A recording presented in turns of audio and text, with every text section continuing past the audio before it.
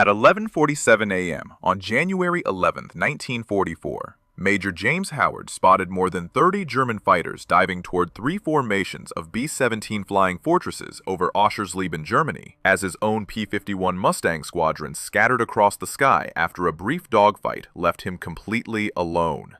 Howard was 30 years old with 70 missions behind him. 56 combat sorties over Burma and China with the Flying Tigers, where he'd shot down 6 Japanese aircraft, then 14 more missions over Europe since December, when he'd taken command of the 356th Fighter Squadron, flying the new long-range P-51 Mustang. The Luftwaffe fighters closing on those bombers included Messerschmitt Bf-109s and Focke-Wulf FW-190s, some of Germany's most experienced pilots flying from bases less than 50 miles away with full fuel and ammunition loads. The mission had started at 0700 hours that morning. 50 P-51 Mustangs from the 354th Fighter Group escorting 3 divisions of B-17 flying fortresses to strike aircraft factories at Oschersleben and Halberstadt, targets critical to German fighter production located 90 miles southwest of Berlin. The bombers had completed their runs, dropped their ordnance, turned for home. Then the Luftwaffe struck. Howard's group engaged a formation of twin-engine Bf-110 Zerstörer near the target area. Howard destroyed one, shot it down clean, but the engagement scattered his pilots. When he climbed back to 24,000 feet where the bombers flew, every other American fighter had vanished. 300 men crewed those B-17s below, 30 men per bomber, 10 aircraft in tight defensive formation, all depending on fighter escort to survive the 3-hour flight back to England. The bomber crews had already watched their P-47 Thunderbolt escorts turn back an hour earlier. Those fighters lacked the fuel capacity to penetrate this deep into Germany. Now the P-51s were gone too, except for Howard. His Mustang carried 450 caliber Browning machine guns, 2 mounted in each wing, 1,700 rounds of ammunition total. The inboard guns held 350 rounds each. The outboard guns carried 280. At standard combat rate of fire, that gave him roughly 4 minutes of sustained shooting if he managed his trigger discipline perfectly. His fuel gauge showed enough for maybe 30 minutes of combat. After that, he'd be gliding. The first wave of German fighters rolled into attack position. Howard pushed his throttle to emergency war power and dove. His P-51B accelerated past 400 miles per hour. He closed on a Bf-109 lining up on the tail of a B-17 named Patches. Howard's gun sights centered on the Messerschmitt's cockpit. He fired a 3-second burst, 75 rounds. The canopy disintegrated. The German fighter rolled inverted and fell away trailing smoke and glycol. Howard pulled up hard, 6G turn. His vision narrowed at the edges. 2 more Bf-109s were already positioning for another pass. He reversed, cut inside their turn radius. The Mustang's superior roll rate gave him the advantage. He fired again. Short burst. 1 second. The trailing Messerschmitt's engine cowling erupted in flame. The pilot bailed out immediately. But more fighters appeared. FW-190s from the north, yellow-nosed aircraft from an elite unit. They saw Howard, recognized the threat. 1 American, alone. They could overwhelm him with coordinated attacks. Would Howard's ammunition last? Please hit the like button. It helps this history reach more viewers. Subscribe to see what happened. Back to Howard above Germany. The Luftwaffe pilots began their coordination. Some would engage Howard directly while others attacked the bombers. Standard tactic against outnumbered escorts. Howard saw it developing. He had seconds to choose. Defend himself in a turning fight with experienced German pilots, or stay with the bombers and accept attacks from multiple angles with no wingman to cover his tail. He chose the bombers. A FW-190 dove at the lead B-17 formation from 12 o'clock high. Howard cut the angle. Fired. The Focke-Wulf's wing root exploded. The aircraft snap-rolled left and broke apart. But 2 more fighters were already attacking from opposite sides. Howard's ammunition counter was dropping faster than his fuel gauge. He'd burned through 500 rounds in less than 4 minutes. The mathematics were simple and brutal. 30 German fighters, 1 American. 1,200 rounds remaining. The German pilots knew the math too. They kept coming. Howard's indicated airspeed hit 430 miles per hour in a near vertical dive. He pulled up into a climbing spiral. 3 Bf-109s followed. He reversed hard at the top. They shot past his nose. He rolled inverted and pulled through. got on the tail of the trailing Messerschmitt, fired. Another 2-second burst. Another fighter down. Then his gun camera recorded something wrong. 3 of his 4 guns had stopped firing. Only 1 Browning was still working. Howard checked his gun switches, flipped them off and back on. Nothing changed. Only his left inboard Browning was cycling. The other 3 guns had jammed, probably from the sustained high G maneuvers combined with the freezing temperatures at 24,000 feet, where the air temperature dropped to 40 degrees below zero. Metal contracted, springs weakened, belts misaligned. Standard mechanical failures in extreme conditions. But Howard had no time to troubleshoot. 6 Bf-109s were reforming for another attack run on the bombers. He still had 1 gun. 350 rounds remained in that single weapon. Maybe 90 seconds of firing time if he was extremely selective. The German fighters didn't know his guns had failed. That gave him an advantage. As long as he kept moving aggressively, kept positioning for shots, the Luftwaffe pilots would have to respect the threat. They'd have to defend. That meant they couldn't focus entirely on the bombers. A FW-190 rolled into a high-side attack against the rearmost B-17. Howard turned hard into the threat, lined up his shot, waited until 400 yards, fired a 1-second burst, 25 rounds. The Focke-Wulf broke off its attack and dove away. Howard didn't know if he'd scored hits. Didn't matter. The bomber was safe for another 30 seconds. 2 more Bf-109s came at the formation from opposite sides. Classic pincer attack. Howard couldn't engage both simultaneously. He chose the closer threat, turned toward it. The Messerschmitt pilot saw Howard coming and broke away early. The second Bf-109 pressed its attack, but had to brake hard when Howard reversed toward it. Neither fighter got a clean shot at the bombers. Howard was buying time with aggressive positioning, using his last gun sparingly, making every round count. Inside the B-17s, gunners watched through their plexiglass blisters as the lone Mustang fought off attack after attack. They could see German fighters everywhere, could see the P-51 diving and climbing and reversing between the enemy aircraft and their formation. Some bomber crews would later report they counted 40 German fighters in the area. Others estimated 30. All agreed they'd never seen anything like what they were witnessing. One American fighter staying with them through sustained combat when he could have easily disengaged and headed for home. Howard's fuel gauge was dropping into the yellow zone. He'd been fighting for 17 minutes. His tactical situation was deteriorating. 30 German fighters remained in the area. His ammunition counter showed 200 rounds left. 1 gun. Fuel for maybe 13 more minutes of combat. The mathematics hadn't improved. They'd gotten worse. 3 Bf-109s formed up in a tight Vic formation and came straight at the lead B-17. Howard dove to intercept. He positioned perfectly. The Germans saw him coming and broke early. Too early. They were respecting his firepower. That meant his bluff was working. But how long could he maintain the deception? How long before the German pilots realized he was barely shooting? A FW-190 made a beam attack from the right. Howard turned hard into it, pulled 7 Gs.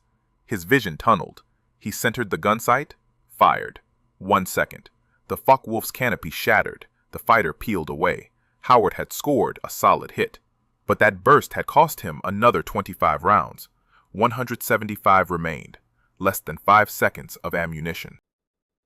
The Luftwaffe pilots were adjusting their tactics. They'd recognized Howard was alone and running low on ammunition based on how selectively he was shooting. 2 Bf-109s began stalking him, staying on his tail, forcing him to maneuver defensively instead of intercepting attacks on the bombers. If they could pin him in a defensive spiral, the other German fighters could savage the B-17 formation unopposed. Howard reversed hard. The pursuing Bf-109s overshot. He got his nose pointed at the leader, fired. Nothing happened. His last gun had jammed. He was completely out of ammunition. Howard's finger was still on the trigger, but no rounds fired. His last functioning gun had quit. Ammunition counter showed 175 rounds remaining, but the weapon wouldn't cycle. The charging mechanism had frozen solid, or the belt had twisted, or the barrel had overheated, despite the sub-zero temperatures. Whatever the cause, the result was the same. He was flying a fighter with no working guns over Germany, with 30 Luftwaffe aircraft still hunting his bombers. The 2 Bf-109s behind him didn't know his weapons had failed. They broke off their pursuit when Howard pointed his nose at them. That gave him an idea. The Luftwaffe pilots couldn't see inside his cockpit, couldn't see his guns weren't firing. They only knew that the American Mustang had been shooting accurately for the past 20 minutes. They had to assume he still had ammunition. Howard could use that assumption. He could bluff a FW-190 position for an attack on the left side B-17. Howard turned hard toward it, closed the range to 300 yards, pointed his nose directly at the German fighter. The Focke-Wulf pilot saw Howard coming and broke off his attack immediately, dove away. Howard didn't fire because he couldn't fire, but the German pilot didn't know that. The threat alone had been enough. Howard repeated the tactic. Every time a German fighter positioned for an attack run, he turned toward it, closed aggressively, pointed his nose. The Luftwaffe pilots broke off. Some dove, some turned away. None pressed their attacks when they saw the Mustang coming at them. Howard was defending 300 bomber crewmen with nothing but aggressive maneuvering and the reputation of his earlier gunnery. But the tactic was burning fuel at an unsustainable rate. Each intercept required a hard turn. Each hard turn required full throttle. Each minute of combat was consuming fuel he needed for the 3-hour flight back to England. His gauge showed 8 minutes of combat endurance remaining. After that, his options narrowed to bailing out over Germany or attempting to glide to Allied lines. Neither was survivable at this distance from friendly territory. The German pilots were starting to recognize something was wrong. Howard was pointing his nose at them but not firing. 3 Bf-109s formed up and came at the bombers simultaneously from different angles. Howard turned toward the closest threat. The Messerschmitt broke away, but the other two pressed their attacks. Howard couldn't intercept both. One Bf-109 got within firing range of a B-17 named Lucky Lady. The bomber's waist gunners opened fire. 50 caliber tracers arced across the sky. The Messerschmitt's attack was wild, inaccurate. The fighter broke away without scoring hits. Howard's fuel gauge dropped into the red zone. 6 minutes of combat fuel remaining. The B-17 formation was still 90 miles from the German border, still 170 miles from the safety of Allied fighter coverage over Belgium. The Luftwaffe had time, they had fuel, they had ammunition. They could wait for Howard to run dry, and then destroy the bombers at leisure. A FW-190 made another run. Howard intercepted, pointed his nose. The German broke away. But this time, the Focke-Wulf pilot didn't dive far. He pulled back up after 1,000 feet and repositioned. He was testing, probing, trying to determine if Howard was actually shooting or just bluffing. 2 more Bf-109s coordinated their approach. Both came at the bombers from different quadrants. Howard turned toward one. It broke away. He reversed toward the second. That pilot held his attack longer, much longer, close to within 300 yards of a B-17's tail before finally breaking hard left. The German was getting bolder. Howard's bluff was losing effectiveness. Inside the B-17 cockpits, pilots were watching their fuel gauges too. They'd been flying for 4 hours. Their range was being consumed, but they couldn't increase speed without breaking formation, couldn't break formation without losing their defensive firepower. They had to maintain course and speed and trust that the lone Mustang pilot would keep the Luftwaffe at bay. Howard checked his position. The bomber formation was 70 miles from the German border now. 20 minutes of flying time, but his fuel gauge showed only 4 minutes of combat endurance left. The mathematics had finally caught up with him. Howard made a decision. He would stay with the bombers until his fuel forced him to leave, or until German fighters shot him down. Those were the only 2 outcomes now. Running for home while the B-17s were still under attack wasn't an option he considered. 300 men depended on his presence even if his guns didn't work, even if his fuel was nearly gone. The psychological effect of having a fighter escort was keeping some German pilots cautious. That was worth something. A Bf-109 dove from above. Howard turned into it hard, pulled the Mustang's nose up at a 70-degree angle. The Messerschmitt pilot saw Howard coming and rolled away without firing. Another intercept. Another German fighter deterred. But Howard's airspeed bled off dangerously low in the climb. His indicated airspeed dropped below 200 miles per hour. The Mustang shuddered, nearly stalled. He pushed the nose down to regain speed. That maneuver cost him altitude and fuel. The Luftwaffe pilots were definitely probing now, testing Howard's responses. A FW-190 made a feint at the bombers from the right. Howard turned toward it. The Focke-Wulf broke away immediately. But while Howard was turning right, 2 Bf-109s attacked from the left. They were coordinating, using decoys, splitting Howard's attention. He reversed hard left. The two Messerschmitts broke off their attacks, but they'd gotten closer than before. Much closer. One had closed to within 200 yards of a B-17's tail. Howard's fuel gauge showed 3 minutes remaining. His tactical situation was impossible. 30 German fighters still in the area.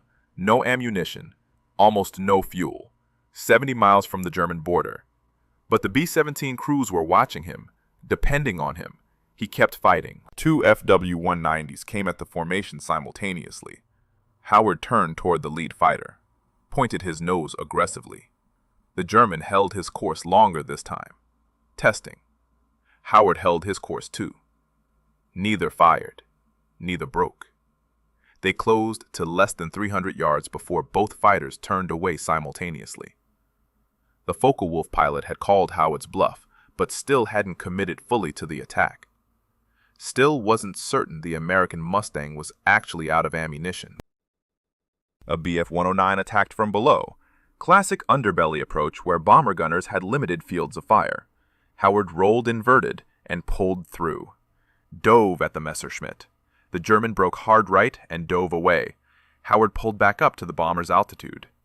That defensive maneuver had cost him precious fuel. His gauge showed 2 minutes of combat endurance, maybe less. The bomber formation crossed over a small German town. Howard could see the terrain below clearly. Snow-covered fields, dark forest, roads, railways, all enemy territory. If his fuel ran out now, he'd have to bail out, become a prisoner of war, spend the rest of the conflict in a German stalag. Assuming the German civilians below didn't find him first. Downed Allied airmen weren't always treated well by civilians whose cities had been bombed. 3 Bf-109s positioned for a coordinated attack. One high, one level, one low. All attacking the same B-17 from different angles. Howard couldn't intercept all three. He chose the high threat. Turned hard into it, the Messerschmitt broke away. But the other two pressed their attacks. The level fighter closed to within 150 yards of a B-17 named Texas Rose before breaking off. The low fighter got even closer, fired a burst, tracers arced across the sky. Most missed, but some didn't. Howard saw bullet strikes spark along the B-17's right wing. The bomber stayed in formation, didn't fall out, didn't catch fire, but it had been hit. The Luftwaffe pilots had drawn blood. They'd proven they could damage the bombers despite Howard's presence.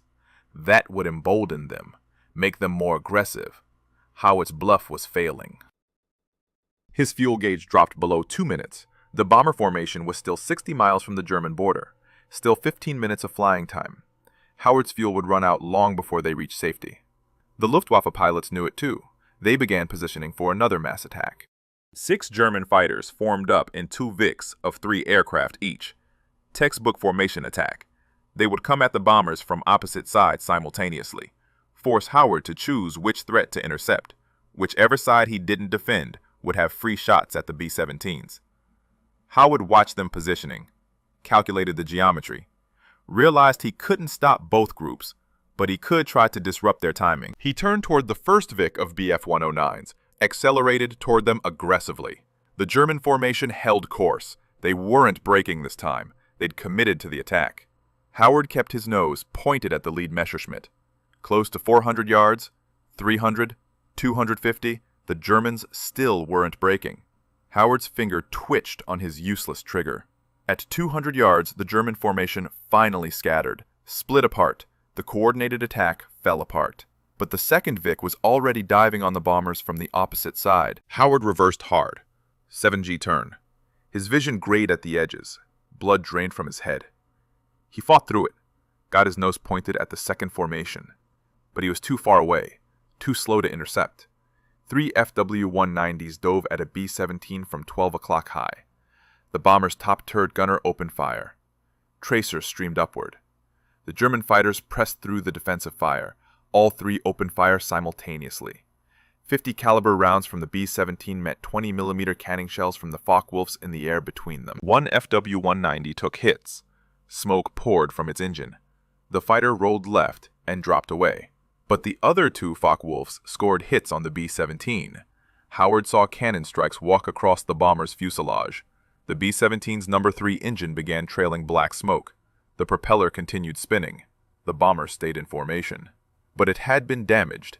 Seriously damaged. Howard's fuel gauge showed 90 seconds of combat endurance remaining. His mind calculated the options. He could stay until his engine quit, try to glide toward friendly lines, hope to make it far enough to bail out over Belgium instead of Germany. Or he could turn for home now, while he still had fuel for the flight back to England. Save himself. Leave the bombers to face the Luftwaffe alone for the final 50 miles to the German border. He stayed. The mathematics didn't matter anymore. The fuel didn't matter. Howard committed to staying with those B-17s until his Mustang fell out of the sky. That decision simplified everything. No more calculating fuel consumption. No more planning his exit. He would fight until his aircraft quit flying. 4 Bf-109s attacked from below. Belly attacks where the bomber's defensive firepower was weakest. Howard rolled inverted and dove at them. The Messerschmitts scattered. 2 broke left, 2 broke right. Howard pulled through and climbed back to the bomber's altitude. His fuel gauge showed 60 seconds remaining. His engine was still running on fumes and willpower. The damaged B-17 with the smoking engine began falling behind the formation, losing airspeed, dropping altitude, becoming an isolated target. The Luftwaffe pilots saw it immediately, saw the wounded bomber separating from the protection of the formation's massed defensive fire. 3 FW-190s turned toward it like sharks sensing blood. Howard turned with them, positioned between the German fighters and the damaged bomber. The Focke-Wulfs came in fast. Howard turned toward the leader. The German held his course, didn't break, kept coming. Howard held his course too. They were playing chicken at 400 miles per hour. Both aircraft closing head-on. Closure rate 800 miles per hour. 6 seconds to collision. 5 seconds. 4. At 3 seconds, the FW-190 broke hard right, dove away. Howard had won the game of nerve, but the other 2 Focke-Wulfs used the distraction to attack the damaged bomber from opposite sides. Howard reversed toward them. Too late. Both German fighters fired. Both scored hits. The B-17's number 3 engine burst into flames. The crew shut it down, feathered the propeller. The bomber dropped further behind the formation. Howard positioned himself between the damaged aircraft and the circling Luftwaffe fighters. His fuel gauge showed 30 seconds remaining. His engine would quit any moment now. Howard's engine coughed, skipped a beat. His fuel pressure gauge flickered. The Packard Merlin V1650 was sucking vapor from nearly empty tanks. He had seconds before the engine quit completely. The damaged B-17 was 2 miles behind the main formation now, losing altitude steadily. 3 engines couldn't maintain level flight at this weight and altitude. The bomber crew was lightening the aircraft. Howard could see objects falling from the bomb bay. Ammunition boxes, equipment, anything heavy that wasn't essential. They were fighting for altitude, fighting to stay airborne long enough to reach friendly territory. 5 Bf-109s circled the wounded bomber like wolves around injured prey. They recognized the kill opportunity. A B-17 separated from formation protection, down 1 engine, losing altitude, slow, vulnerable, easy target. The Messerschmitts positioned for a coordinated attack. Howard turned to intercept. His engine coughed again, ran smooth for 3 seconds, coughed twice more. The fuel was gone. He was flying on residual fuel in the lines and carburetor. The first Bf-109 dove at the damaged bomber. Howard turned hard into the attack, pointed his nose at the Messerschmitt. The German pilot broke away. Second intercept. Howard's engine ran rough, misfired, caught again, kept running. A second Bf-109 attacked from the opposite side. Howard reversed. His Mustang's roll rate saved him. He got his nose around fast enough to threaten the attacker. The German broke off. But 3 more Messerschmitts were positioning.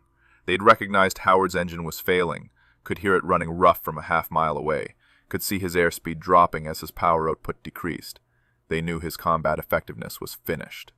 They pressed their attacks more aggressively, held their approach courses longer before breaking away, testing how much fight Howard had left. Howard's altimeter showed he was losing altitude too. His rough-running engine wasn't producing enough power to maintain level flight. He was descending slowly, 200 feet per minute. If his engine quit completely, he'd be in a glide.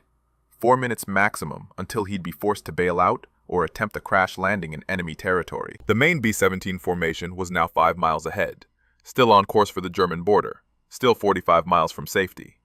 The damaged bomber behind Howard was losing altitude faster now, down to 21,000 feet. The crew had jettisoned everything they could. The aircraft was as light as possible, but 3 engines weren't enough. They needed a miracle, or they needed fighter escort. Howard was trying to provide the escort, but his Mustang was dying.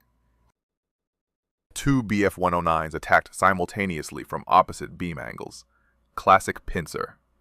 Howard turned toward one. His engine quit completely. Dead silence except for wind noise. The Messerschmitt pilot saw Howard's propeller stop spinning, saw the engine was finished. The German pressed his attack, closed to 300 yards, 200, lined up his shot on the B-17. Howard's Mustang was a glider now. No power, no thrust, just momentum and altitude. He nosed down to maintain airspeed, turned toward the attacking Bf-109, pointed his dead aircraft at the German fighter. The Messerschmitt pilot hesitated, broke away. Even with a dead engine, Howard was still threatening, still positioning aggressively.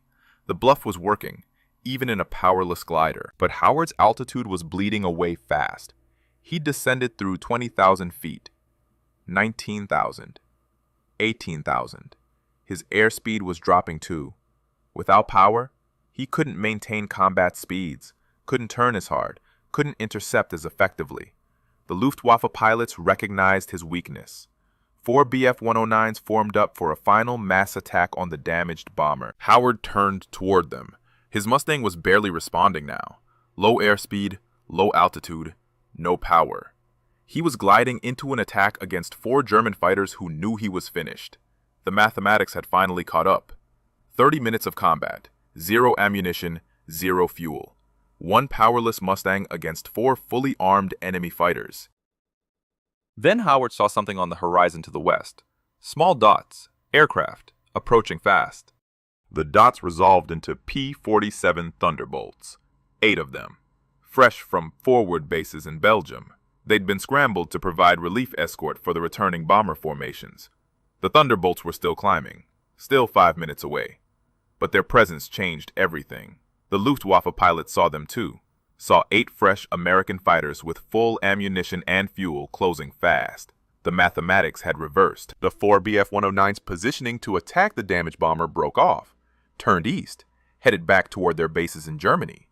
The other Luftwaffe fighters scattered across the sky did the same. Within 90 seconds, the German fighters were gone, disappeared into the clouds and haze. The 30-minute battle was over. Howard's B-17s were safe, but Howard wasn't safe. His Mustang was gliding through 17,000 feet with no power. He was descending at 800 feet per minute. His airspeed showed 190 miles per hour and dropping. He needed to restart his engine or find a place to land. German territory stretched below him for another 40 miles. Beyond that was Belgium, then Allied lines, then England. Howard checked his fuel gauges again. Both tanks showed empty, completely dry. But aircraft fuel systems had residual fuel in the lines, in the carburetor, sometimes enough to restart an engine for a few seconds, maybe a minute if the pilot was lucky. Howard reached for his fuel selector, switched from main tanks to reserve, turned his fuel boost pump to emergency high, hit his starter. The propeller turned. Once, twice. The engine caught, fired, ran rough for 3 seconds, then quit again. Not enough fuel. Howard tried again, switched tanks, pumped the throttle, hit the starter. The engine caught again, ran for 5 seconds this time, coughed, died. But those 5 seconds of power had arrested his descent, bought him altitude, given him options. The lead P-47 pilot called Howard on the radio, asked for his status. Howard keyed his microphone, reported his fuel situation, explained he was attempting to glide to friendly territory. The Thunderbolt leader acknowledged, positioned his flight to escort Howard west. 2 P-47s stayed with the damaged B-17. The other 6 formed up around Howard's gliding Mustang. Howard descended through 15,000 feet, 12,000, 10,000. Below him, he could see the Belgian border. Rivers, roads, small towns. He was gliding at a ratio of approximately 10 feet forward for every foot of altitude lost. From 10,000 feet, he could glide roughly 19 miles. The Belgian border was 22 miles ahead. He was going to fall short. Land in Germany. Unless he could coax more power from his dying engine, he tried again. Fuel selector to auxiliary tank. Boost pump to high. Mixture rich. Throttle cracked open slightly. Starter engaged. The engine turned, caught, fired, ran rough but stayed running. 30 seconds, 40 seconds, 1 minute. The engine was pulling fuel from somewhere, maybe condensation in the tanks, maybe residual vapors. Whatever the source, Howard had power. Limited power, intermittent power, but enough to shallow his descent. He leveled off at 8,000 feet. His engine coughed, ran smooth, coughed again, kept running. The Belgian border passed beneath his wings. He was over friendly territory now. Allied air bases were scattered across Belgium. He could reach one, probably, if his engine kept running for another 10 minutes. The damaged B-17 was descending too. The crew had shut down a second engine. Number 4 was overheating, running rough. They'd shut it down to prevent fire. The bomber was flying on 2 engines now, unable to maintain altitude, descending steadily toward Belgium. The crew would have to crash land or bail out. They wouldn't make it back to England. Howard's engine quit again. This time, it wouldn't restart. He was gliding through 7,000 feet over Belgium, Allied territory, safe from German fighters, but still 40 miles from the nearest suitable airfield. He needed more altitude, or he'd be landing in a Belgian farmer's field. His instruments showed his glide ratio deteriorating, airspeed dropping, rate of descent increasing. Below him, he saw an Allied airstrip. Small, probably a forward fighter base, single runway, emergency landing field. It was 15 miles ahead. He was at 6,000 feet. The math was close, very close. Howard descended through 5,000 feet. The airfield ahead was 12 miles away.